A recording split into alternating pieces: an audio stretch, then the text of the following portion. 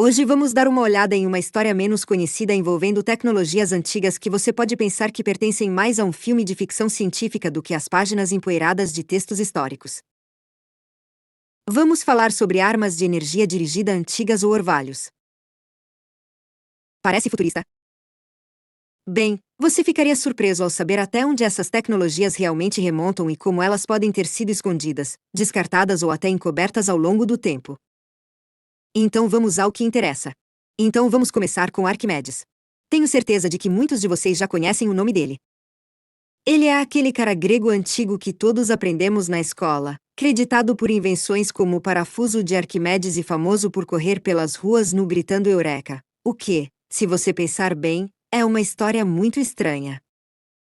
Como se Arquimedes fosse algum tipo de figura feita para representar a tecnologia e os entendimentos de um tempo anterior encapsulados em uma única figura. Mas é aqui que fica interessante. Arquimedes também é frequentemente associado à criação de um antigo raio da morte, uma arma que supostamente incendiou navios romanos durante o cerco de Siracusa. Essa é uma história muito conhecida, mas, quando mencionada hoje, muitas vezes é descartada como mito ou propaganda. O que está acontecendo aqui? Será que essa história pode ser mais fundamentada na realidade do que nos fizeram acreditar? E se isso realmente era um dispositivo antigo que podia derreter metal, quais seriam as implicações? Poderia ter sido uma ferramenta para causar resets, erradicar nações em guerra ou até mesmo exterminar civilizações inteiras.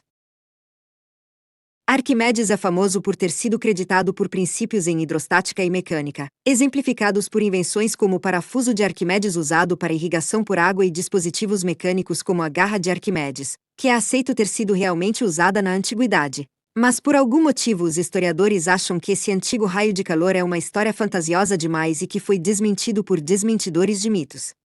Até o History Channel tem um vídeo sobre isso, mas eles cobrem as boas informações e depois dizem que são alienígenas, o que é uma pena. Será que é exagerado considerar que os antigos criaram uma forma de amplificar a luz para aplicações térmicas? Se as outras invenções de Arquimedes não fossem apenas plausíveis, mas revolucionárias, por que essa história em particular seria uma invenção? Não é possível que um gênio que revolucionou múltiplos campos da ciência consiga criar uma forma de focar a luz solar como arma. Especialmente quando consideramos que experimentos modernos, embora não sejam universalmente conclusivos, de fato mostraram que focar a luz solar para incendiar um material combustível é possível.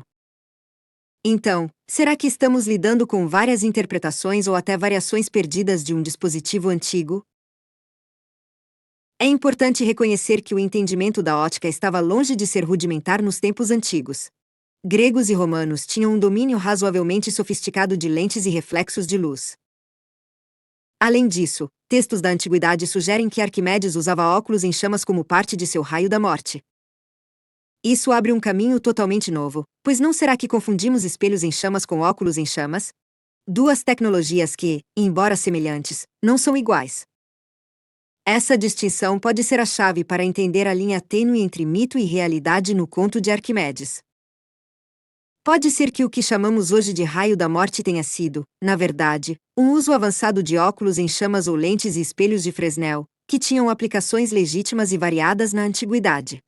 Vidros queimados têm sido um tema de fascínio por milênios.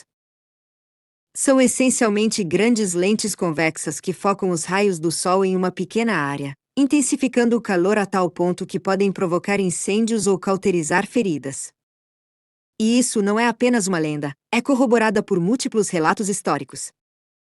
Escritores romanos como Plínio, o Velho, notaram o uso de vasos de vidro cheios de água para concentrar a luz solar o suficiente para incendiar roupas.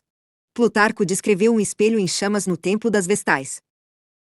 Esse templo era usado para reacender o fogo sagrado de Vesta, que era uma chama eterna na Roma antiga.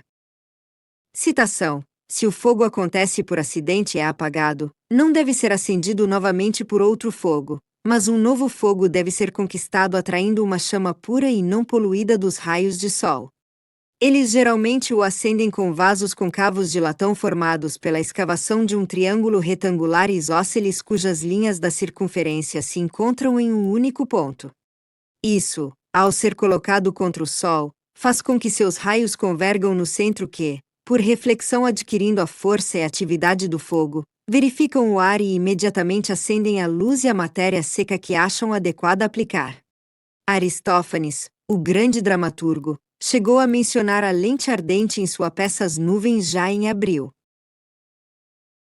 Trepsiódes diz: você já viu uma pedra transparente e bonita no farmacêutico com a qual pode acender fogo? Sócrates diz: você quer dizer uma lente de cristal? Trepsiódes diz: isso mesmo. Bem, agora, se eu me colocar com esta pedra ao sol e bem longe do escrivão enquanto ele escrevia a convicção, posso fazer toda a cera sobre a qual as palavras foram escritas derreter. Fim da citação. Outra versão diz: sob mais incentivo de Sócrates para relaxar seu pensamento no ar, ele imagina derreter a tábua de cera que carrega sua acusação com um raio de sol refletido através de uma lente de vidro.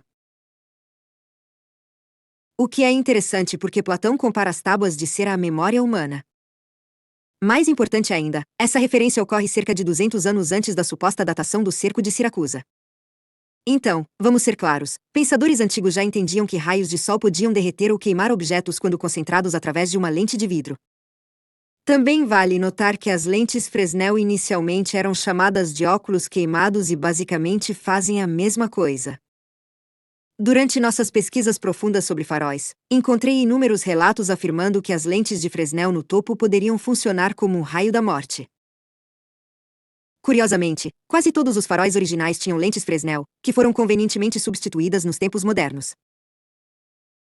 Existem até vídeos online demonstrando o poder formidável dessas lentes Fresnel. Será que realmente devemos acreditar que esse conhecimento estava ausente na antiguidade? Portanto, essa aparente lenda de Arquimedes pode ser mal compreendida porque só séculos após o evento ela foi discutida e contemplada por outros autores gregos. A ausência de fontes contemporâneas alimentou o ceticismo, porém é totalmente possível que uma tecnologia tão inovadora tenha sido mantida em segredo.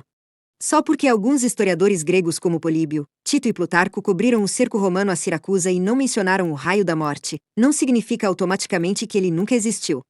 Será que uma arma tão devastadora foi deliberadamente omitida dos registros históricos?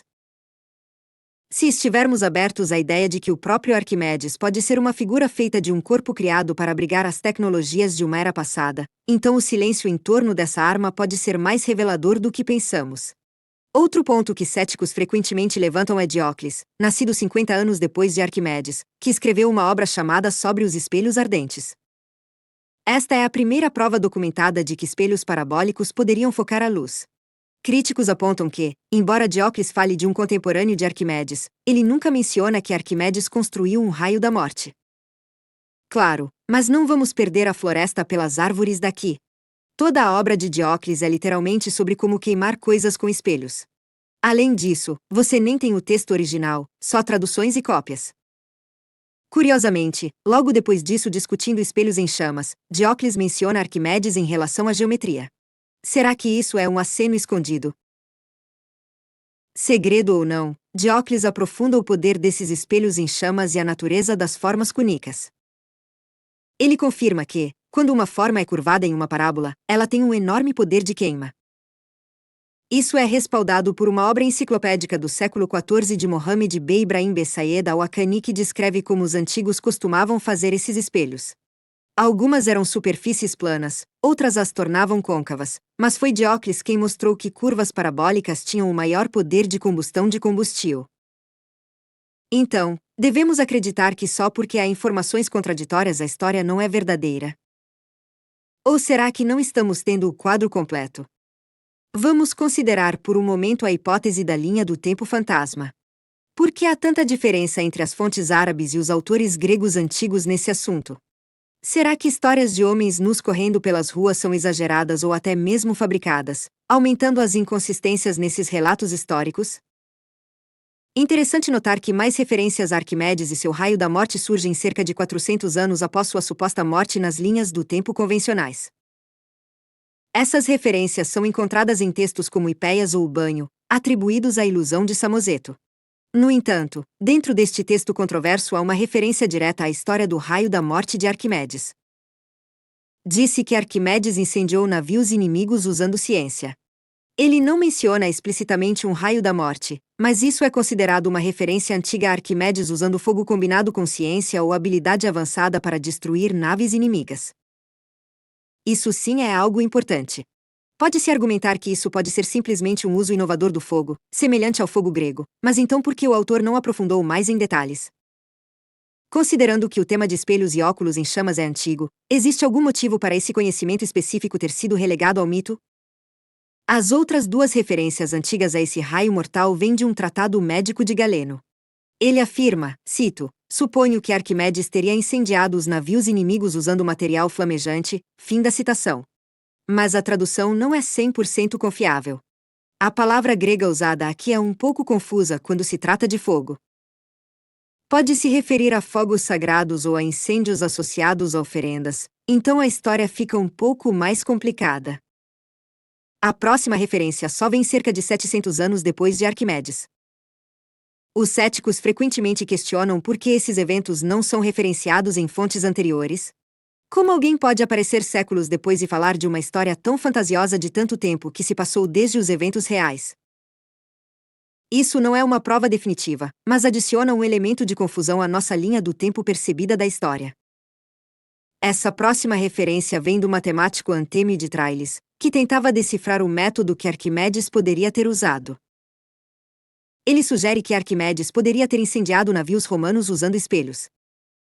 Isso significa que as pessoas conheciam a história e entendiam o resultado final, que navios eram queimados à distância.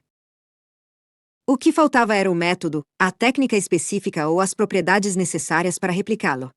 Antêmio especula que isso pode ter sido feito usando espelhos. Suas alegações vêm de um manuscrito intitulado Paradoxos Mecânicos, que até tem um capítulo dedicado a queimar vidros. A especulação de Antemius não é apenas um tiro no escuro, ele parece bastante convencido de que esse método realmente levaria a uma conflagração, um incêndio em grande escala onde quer que estivesse focado. A narrativa que frequentemente ouvimos gira em torno do uso defensivo dessa tecnologia, especialmente contra frotas navais invasoras. Mas e se suas aplicações fossem além da simples defesa? E se tivesse outros usos tão impactantes ou potencialmente perigosos que poucos detalhes sobre sua construção ficaram para nós encontrarmos? Céticos veem as versões variadas desses contos como prova de que são fabricados, mas eu vejo de forma diferente. Para mim, essas discrepâncias não são evidência de que a história é falsa, mas sim que é uma tecnologia perdida.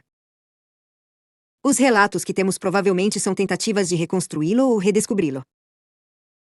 Se não houve menções de Arquimedes usando espelhos em chamas antes da época de Antêmio, de onde ele tirou essa ideia? Então a ideia de que tudo isso foi inventado do nada não se sustenta direito. Vamos lembrar que discussões sobre espelhos parabólicos curvos capazes de focar luz em calor intenso ocorriam apenas 50 anos após a morte de Arquimedes. E esses copos e espelhos em chamas tinham aplicações na Roma antiga, mesmo para algo tão mundano quanto cozinhar comida. Então, será possível que Arquimedes sirva como uma espécie de cobertura, uma figura simbólica representando uma tecnologia perdida que usava uma combinação de espelhos curvos e lentes? Em 1973, o cientista grego Dr. Ioannis Sakas conduziu um experimento usando 60 marinheiros com espelhos oblongos para focar os raios do sol em um navio de madeira a 160 pés de distância, incendiando com sucesso e fornecendo evidências modernas de que Arquimedes poderia ter usado tecnologia semelhante. Um conceito também apoiado pelos fornos solares atuais, que operam em paralelo para alcançar temperaturas extremamente altas de 10.000 sóis. O que é intrigante é que, referindo-se ao suposto dispositivo de Arquimedes, os descritores alternam entre queimar vidro e espelhos. Pode ser um problema de tradução ou talvez Arquimedes estivesse realmente usando algum tipo de lente ou antiga lupa para incendiar navios à distância. Embora céticos como Kepler e Descartes descartem a ideia como fantasiosa, sua validade é confirmada por uma série de outros, como Diodoro Sículo, Lúciano, Dião, Zonaro, Galeno, Antêmio, Eustácia e Zétis. Zétis chegou a criar um método pelo qual isso poderia ser alcançado usando múltiplos espelhos. Relatos descrevem que a invenção de Arquimedes incendiou não apenas uma ou duas, mas toda uma frota romana, reduzindo-a a cinzas. Então, do que estamos realmente falando aqui? Espelhos ou óculos queimando? As evidências sugerem que pode ser um ou até ambos. Está bem documentado que os antigos estavam bastante familiarizados com óculos queimados refrativos. Aristófanes até os menciona em sua comédia As Nuvens, e as propriedades de ampliação do vidro cheio de água eram de conhecimento comum na época romana. Mas vamos além dos navios. Essa tecnologia poderia ter sido usada para incendiar ou até derreter cidades inteiras. Se sim, faz sentido porque tal tecnologia seria envolta em segredo. Pense no fogo grego, outra arma antiga perdida com o tempo, que funcionava essencialmente como um lança-chamas antigo. Essa tecnologia era um segredo de Estado muito bem guardado.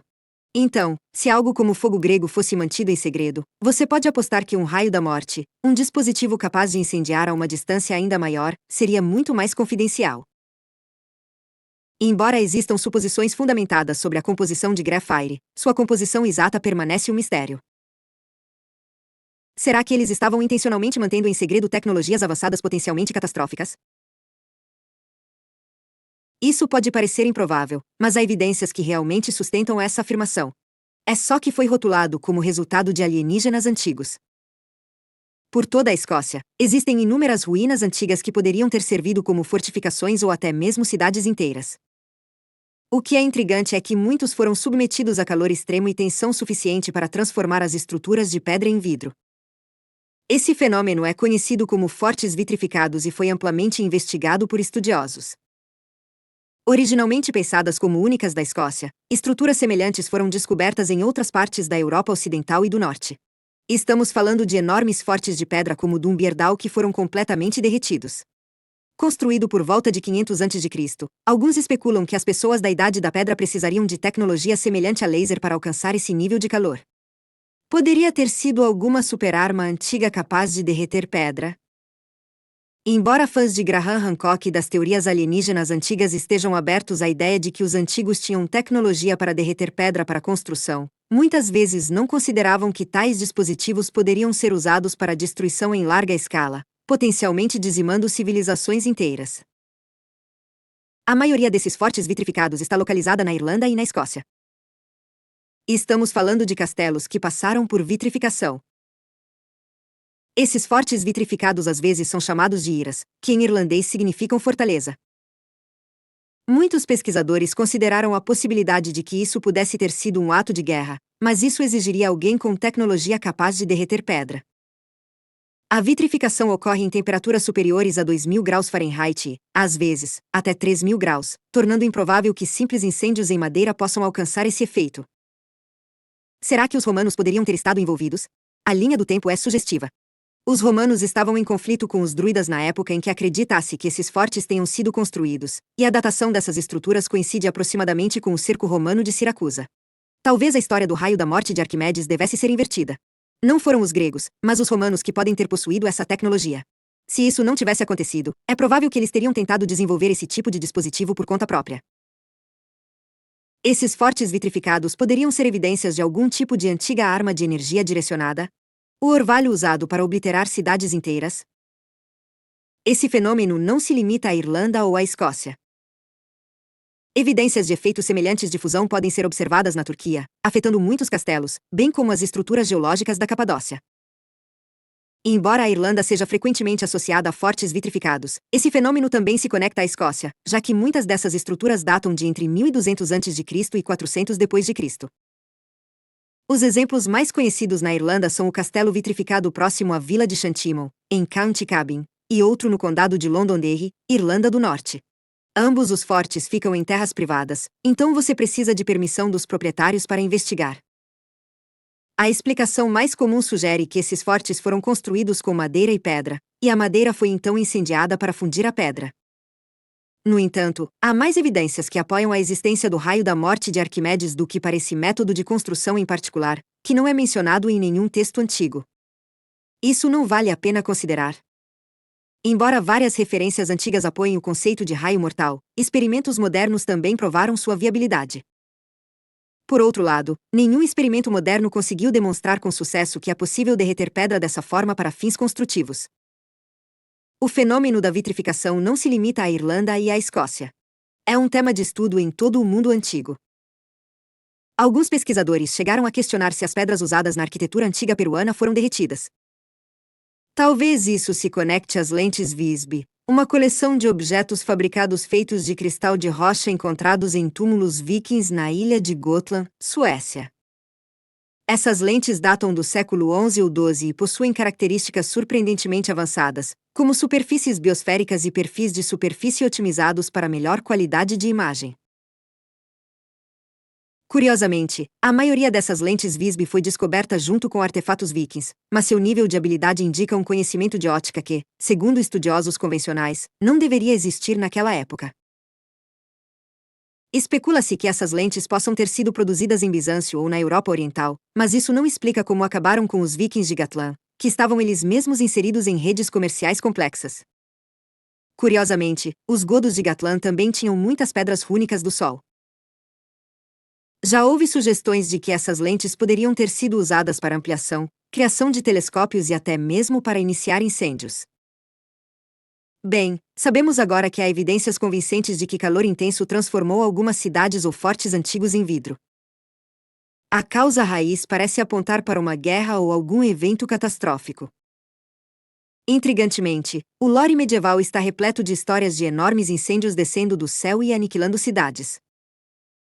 Esse tipo de narrativa não é novo. Todos nós já ouvimos a história bíblica de Sodoma e Gomorra, onde chove enxofre e fogo semelhante ao fogo grego. A esposa de loteamento foi transformada em uma coluna de sal ou vitrificação. Se não fosse um raio mortal, algumas culturas antigas poderiam ter a capacidade de projetar fogo à distância e intensificar seu calor com misturas específicas. Além disso, na Ilíada de Homero, os deuses frequentemente intervêm enviando fogo de várias formas para ajudar um lado ou outro. Textos antigos da China e da Índia também descrevem o que pode ser considerado guerra avançada, com flechas de fogo e outras armas capazes de serem lançadas a distâncias significativas. Alguns argumentam que esses relatos podem ser embelezados de eventos históricos reais, talvez envolvendo alguma forma de tecnologia antiga ou fenômenos naturais. Além disso, o conceito de câmera escura se conecta a isso. Mencionado por Aristóteles no século IV a.C. e posteriormente desenvolvido pelo úmido chinês e polímata iraquiano, Porrazin revela um interesse ancestral em ótica e manipulação da luz. Shen Kuo, um estadista da dinastia Song da China, foi o primeiro a delinear claramente a relação entre pontos focais, pontos de queima e a câmera estenopeica em seus ensaios sobre a piscina dos sonhos de outubro. Depois, há os relatos bíblicos, como as trombetas na Batalha de Jericó, que podem ser interpretadas como uma possível referência a armas antigas de energia direcionada. Segundo a história, os israelitas marcharam ao redor das muralhas de Jericó, culminando com sacerdotes soprando chifres enquanto carregavam a Arca da Aliança. As muralhas da cidade então desmoronaram, milagrosamente, permitindo que os israelitas realizassem um ataque devastador. Isso está falando de uma forma de orvalho antigo que potencialmente aponta para o uso de armas de energia acústica. Esse entendimento tem suas raízes na simática antiga, que foi incorporada à arquitetura antiga para buscas espirituais positivas. No entanto, é possível que o mesmo conhecimento também tenha sido aproveitado para fins mais nefastos, como causar destruição. O livro do Apocalipse vai ainda mais fundo, descrevendo esses 7 selos, o som das 7 trombetas e o derramamento de 7 tigelas, todos levando a eventos catastróficos na Terra. Por exemplo, a primeira trombeta faz com que granizo e fogo misturados com sangue chovam e incinerem 1/3 das árvores em vidro totalmente verde. Apocalipse 8, versículo 7. Essas narrativas podem muito bem estar descrevendo alguma forma de tecnologia avançada, possivelmente militarizada ou fenômeno, em vez de mera intervenção divina. A ideia de trombetas ou armas direcionadas causando destruição localizada é um tema recorrente em vários manuscritos medievais, sugerindo que há alguma substância nesses relatos. E a tecnologia de vidro queimado não se limita apenas a Arquimedes, também devemos distinguir entre espelhos em chamas e lentes em chamas. Por exemplo, Péricles, uma figura do século VI, teria usado tal tecnologia para destruir a frota de Vitalia durante o cerco de Constantinopla. Alhazen também discute óculos queimados em seu livro de ótica, que por sua vez se inspira em obras gregas mais antigas. Roger Bacon, o famoso alquimista do século XIII, também escreveu sobre as capacidades de queimar vidros, entre outros dispositivos ópticos. O fato de essa tecnologia ter sido discutida por alquimistas implica algum nível de segredo ou conhecimento especializado. Existem muitas gravações alquímicas que retratam esses dispositivos. Giambattista Della Porta, autor de Natural Magic, também fala sobre a aplicação de copos queimados. Gravuras do século XVII confirmaram que essas lentes eram usadas para fins práticos, como iniciar fogueiras, validando sua existência e uso por volta da década de 1650. No campo dos estudos ópticos, a correspondência entre o matemático galês John Buckley e Thomas Arrie no final da década de 1590 oferece mais do que aparenta. A investigação de Buckley sobre uma gigantesca lente esférica plano de 48 pés de diâmetro foi amplamente descartada como reflexões de uma mente imaginativa, mas tal rejeição rápida pode ser prematura. O cálculo extenso de Arrie sobre as propriedades ópticas e de queima da lente indica um nível de seriedade que deveria nos fazer questionar se isso foi apenas um exercício teórico ou uma exploração de algo mais substancial. A meticulosidade de Arrie ao usar tanto a lei do seno da refração quanto a interpolação das tabelas de refração de Vitelov demonstra que seus cientistas estavam comprometidos com a precisão. Isso sugere que ele considerava o conceito de uma lente grande capaz de queimar objetos à distância mais do que apenas um problema matemático divertido. Além disso, Arrie não estava trabalhando no vácuo. A ideia de grandes óculos em chamas fazia parte de uma tradição inglesa de investigação sobre óptica, alimentada por alegações audaciosas como as de Thomas Dix, que afirmava que os óculos de seu pai podiam queimar objetos localizados a meio quilômetro de distância. Dado o desmistificamento sistemático das alegações de Dix por Arrie por meio de seus cálculos, parece que Arrie estava envolvida em uma missão de checagem de fatos com o objetivo de manter esse conhecimento em segredo. Quero dizer, considere o momento desse diálogo. Arrie investigava as propriedades de uma lente enorme numa época em que o interesse pela óptica crescia rapidamente e o campo das armas ópticas começava a ir além do campo da alquimia e do folclore. Seu interesse por uma lente gigantesca, portanto, podia ser visto não como uma imaginação fantasiosa, mas como uma sondagem deliberada sobre os limites do que era cientificamente viável e talvez do que havia sido viável no passado, mas que foi perdido ou encoberto por razões desconhecidas.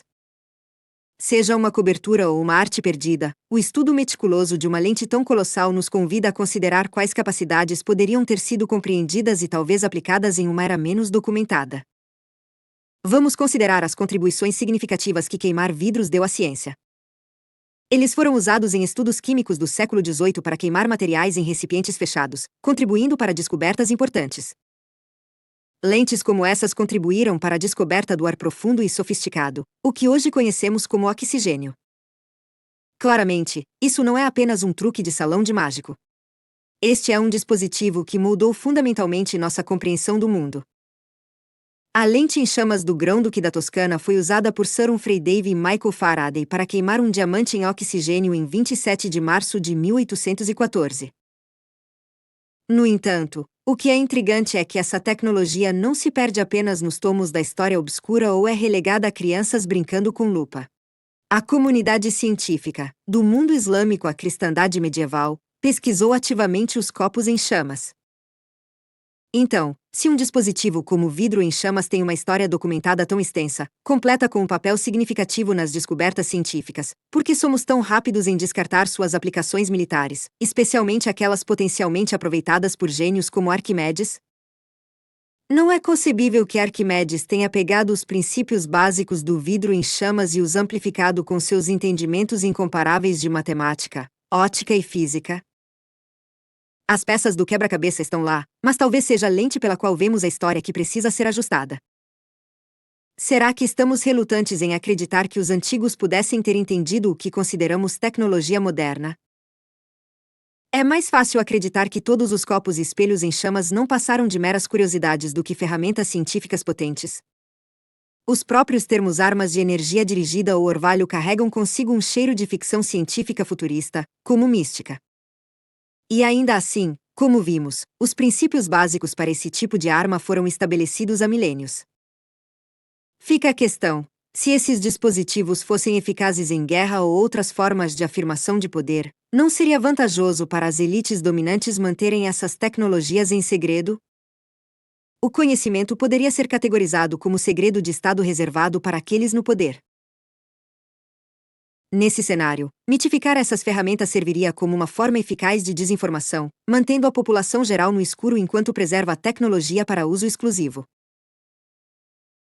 E talvez o mais interessante de tudo seja que esses raios mortuários foram usados nas feiras mundiais, como um dispositivo conhecido como pireóforo exibido na Feira Mundial de Saint-Louis em 1904. Criada pelo padre português Manuel Antônio Gomes, também conhecido como Padre Himalaia, a floresta de pirralho não era um vidro queimado comum. Em vez de usar uma única lente, ele empregava uma matriz parabólica concêntrica de espelhos para focar a luz solar em um único ponto. O dispositivo podia aquecer materiais a impressionantes 3.500 graus Celsius, o suficiente para derreter vários metais e rochas. Não foi apenas um espetáculo, mas uma vitrine do que poderia ser alcançado com energia solar concentrada, atraindo tanta atenção que ganhou 2 medalhas de ouro e uma de prata na feira. Padre Himalaia não estava disposto a correr riscos com sua invenção revolucionária. Ele avançou e patenteou a floresta de pirlírio em várias jurisdições, incluindo a Grã-Bretanha sob o pedido de patente número GB 19016181 e os Estados Unidos sob o pedido de patente US 797.891. Claramente, ele via o potencial comercial ou até militar de um dispositivo capaz de tanta concentração de calor indo muito além da curiosidade científica. O fato de o dispositivo usar um sistema de relógio para girar seu raio-espelho e permitir alinhamento contínuo do Sol demonstra um nível de sofisticação em engenharia que levanta questões. Dada a época, as capacidades da floresta de Pirrolaea certamente ultrapassaram os limites do que era considerado possível na época. Faz você se perguntar o que mais poderia estar sendo desenvolvido no início do século XX ou até antes em termos de concentração de energia solar e armamento óptico.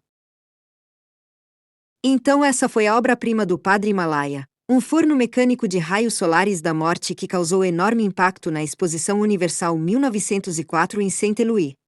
A engenhoca não só ganhou o grande prêmio, como literalmente podia atingir temperaturas de quase 4.000 graus Celsius. Imagine que um dispositivo feito no início dos anos 1900 foi feito de uma matriz de espelhos conectados a um sistema de relógio capaz de derreter rochas basálticas ou qualquer metal conhecido pela humanidade movido apenas pelo Sol. Consistia em 3 componentes principais: uma tampa de material cristalino para receber e concentrar os raios solares, um forno e um mecanismo complexo de mecanismo de relógio para ajustar a posição do dispositivo de acordo com o movimento do Sol. Ele até tinha um sistema para mudar automaticamente os materiais para serem derretidos. A escala do modelo de Saint-Louis era impressionante, com uma parábola de 80 metros composta por 6.177 espelhos refletivos e com 13 metros de altura. Isso não era apenas uma invenção de garagem, era uma maravilha tecnológica que atraía a atenção global. O que é ainda mais interessante é que, depois de tudo isso, o piralhophorus do pai Himalaias foi roubado de um armazém nos Estados Unidos onde estava armazenado. Embora tenha recebido quantias significativas e até cidadania dos Estados Unidos, ele se recusou a abrir mão de sua invenção ou mudar de nacionalidade. Sua invenção poderia ter tido inúmeras aplicações, desde processos industriais de fusão até a produção de energia, mas supostamente se perdeu para a história. O Padre Himalaia não se concentrou apenas em invenções de energia solar. Ele também construiu um dos primeiros dispositivos de geoengenharia em 1913. Então, o conceito de manipulação do tempo não é apenas coisa de ficção científica, ele já foi experimentado por mais de um século. Apesar dessas evidências históricas, muitas pessoas ainda acham a ideia de manipular o clima improvável. No entanto, Himalaia trabalhava em uma solução para esse problema há mais de 100 anos. Um sistema de múltiplos canhões foi desenvolvido para fazer chover e sim, você ouviu certo, um canhão que faz chuva. O sistema envolvia uma disposição poligonal de canhões que podiam ser disparados simultaneamente, lançando cargas explosivas para o céu.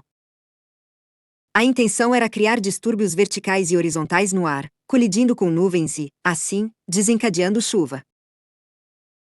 Por mais absurdo que pareça, experimentos iniciais na área da Serra de Estrela afirmaram ter produzido gotas de chuva reais. E então o sistema funcionou. Eles dizem que o processo foi caro demais e que disparar explosivos suficientes para influenciar os padrões climáticos queimou um buraco total do orçamento. Então, apesar de sua potencial eficácia, a tecnologia foi deixada de lado. Mas não tenho tanta certeza se acreditaria nessa história. E a história não termina por aí. Na verdade, entra no pós-Primeira Guerra Mundial, onde circularam rumores de que os alemães haviam roubado os planos do pai Himalaia para desenvolver um canhão falsamente chamado Gross-Bertha ou Wilhelm Jesus. Também pode ser pronunciado Perelioforis ou Perelioforis porque existem versões diferentes do nome que você verá ao pesquisar sobre isso. Talvez tenha sido alterado, mas esse conceito não era muito complicado. Esse conceito existe há milhares de anos. Diocles discutiu há muito tempo as poderosas capacidades de queima dos espelhos parabólicos e havia interesse em criar lentes grandes. Basicamente, tudo o que seria necessário seria uma engenhoca que pudesse focar a luz solar em um ponto específico através de um grande espelho ou vidro em chamas, funcionando essencialmente como uma arma primitiva de energia direcionada ou até mesmo um laser rudimentar. Então, os lasers foram realmente inventados apenas em meados do século XX ou dispositivos semelhantes eram conhecidos pelas civilizações antigas. Se existisse um dispositivo que pudesse derreter objetos ou incendiar à distância, ele foi usado para a guerra? Poderia ter sido usado para destruir navios ou até cidades inteiras, apagando-os das páginas da história? O que você acha? Será que os antigos possuíam tal tecnologia? Não há novidade sob o sol? Conte para nós nos comentários e tudo o que podemos esperar é que nossas mentes possam ser reveladas. Deixe ir tudo o que você acha verdade. Relaxe a mente e pergunte: será que eu realmente entendo qual é essa realidade?